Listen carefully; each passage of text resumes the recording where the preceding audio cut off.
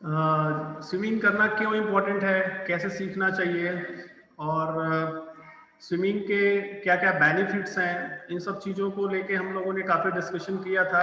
वो आपका एक ट्रेडिशन हुआ, आपके पर्सनली बेनिफिट्स के लिए है स्विमिंग।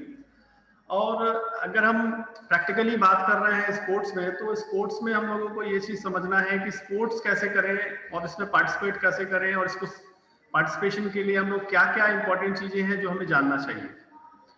तो स्विमिंग सबसे एक तो बहुत ही इंटरटेनमेंटफुल और एंजॉयमेंट्स इवेंट है, और स्विमिंग करने से जो फिजिकली बेनिफिट है वो तो एक अलग रहता है, लेकिन इसके बेनिफिट्स के साथ साथ हमको स्विमिंग एज अ कॉम्पिटिटर हमको बहुत मेहनत करने की जरूरत पड़ती है इसमें, है ना। रेगुलर प्रैक्टिस की जरूरत पड़ती है, और प्रैक्टिस करने वाला ही जो एथलीट होता है वो अचीव कर पाता है अपने स्पोर्ट्स में।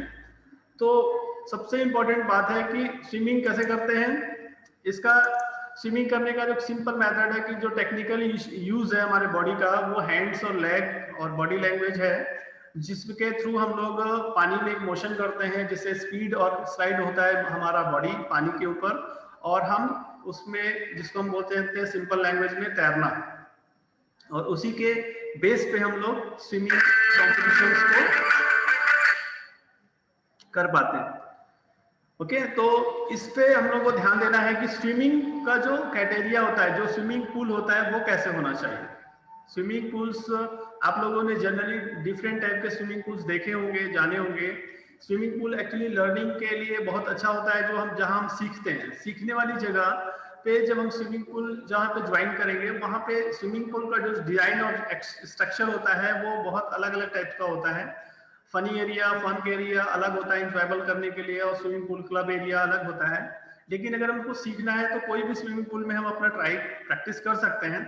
ट्रेनर्स जनरली ऐसे स्विमिंग पूल्स पे ट्रेनिंग्स देते हैं जिसका जो फ्लैट एरिया और जो स्ट्रक्चर होता है वो थोड़ा अलग होता है, जिसमें हम नॉर्मल स्विमिंग पूल की बात करें तो एक फ्लो मूवमेंट्स में स्विमिंग का एक लेवल होता है, जिसमें पानी का लेवल जहाँ पे हम स्टैंड होंगे स्टार्ट में वो काफी नीचे होता है बॉडी के, और जो थोड़ा सा डीप एरिया में जाता है डाउन स्लाइडिंग मूवमेंट में मूव में एक स्विमिंग पूल होता है, थोड़ा सा ऊपर से लेके नीचे की तरफ उसका जो फ्लैट एरिया होता है, ताकि हम जो सीखने वाला एथलीट है वो स्विमिंग्स में डूबे ना, और उसको पानी में किसी प्रकार का कोई नुकसान या डैमेज ना हो।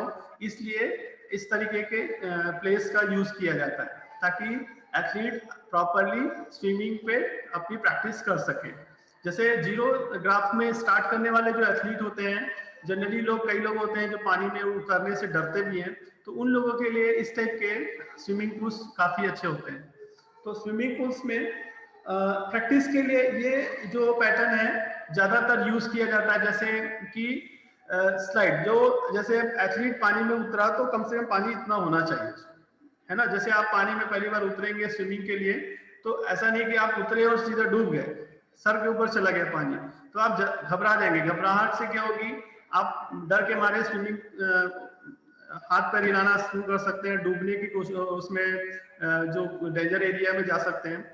तो इसलिए पानी का स्तर कम हो, लेवल कम हो, और ऐसी जगह पे हम स्विमिंग सीखें।